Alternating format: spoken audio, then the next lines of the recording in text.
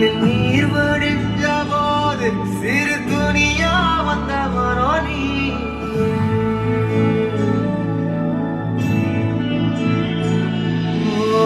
சின்ன நம்பிக்கை உண்ட இந்த உலகம் சொல்லும் கதை நீ.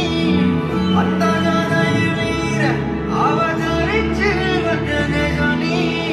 மக்கள் மனசால வந்து பிறந்த தமிழ் மகன்